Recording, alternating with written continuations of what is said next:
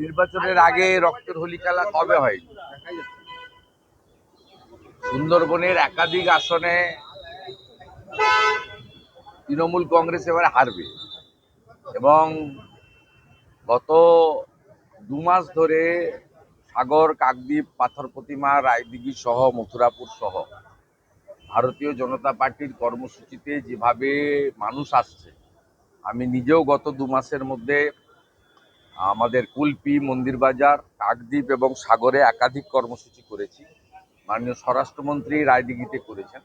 ভয় পেয়েছে তৃণমূল, তাই তাই যে গুলি বন্দুকগুলো রাখা ছিল এখন বের করেছে।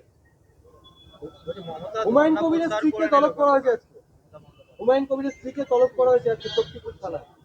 হুমায়ুন কবির বুঝে নিবে, এটা তো আমাকে বলার কি আছে।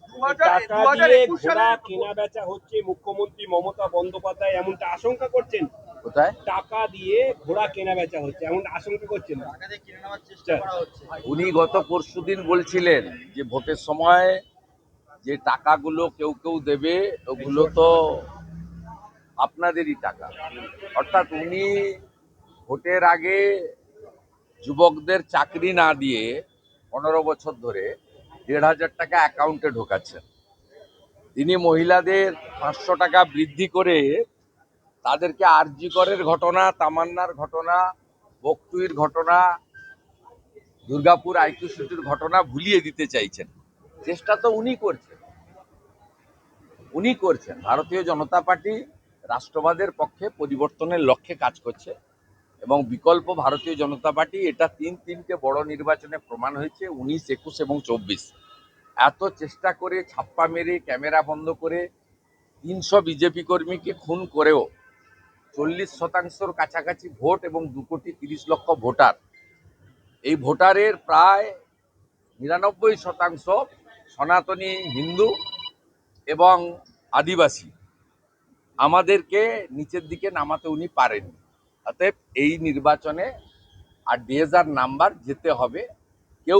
আমি তো 6 দিন ধরে গ্রামেই থাকলাম, মানে একেবারে বাংলাদেশের কাছাকাছি মেখলিগঞ্জ, রংপুরের বর্ডার, হলদিবাড়ি থেকে শুরু করে জলপাইগুড়ি হয়ে গতকাল কোতলপুর, ইন্দাস, সোনামুখী হয়ে রাত্রে বড়জোড়াতে শেষ করলাম।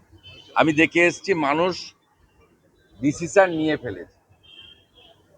ডিসিশন নিয়ে ফেলেছে।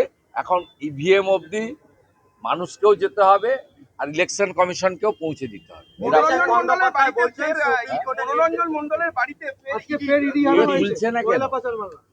তুলছে না কেন? মনোরঞ্জনকে দিয়ে 100 কোটি টাকা মিনিমাম তুলিয়েছে ওনার বসেরা, পুলিশের লোকেরা। মনোরঞ্জনকে তুললে, হেফাজতে নিলে ও 25 টাকা রেখে 75 টাকা কালীঘাটের কোথায় পাঠিয়েছে বলে দেবে। তোলা উচিত এই মামলা।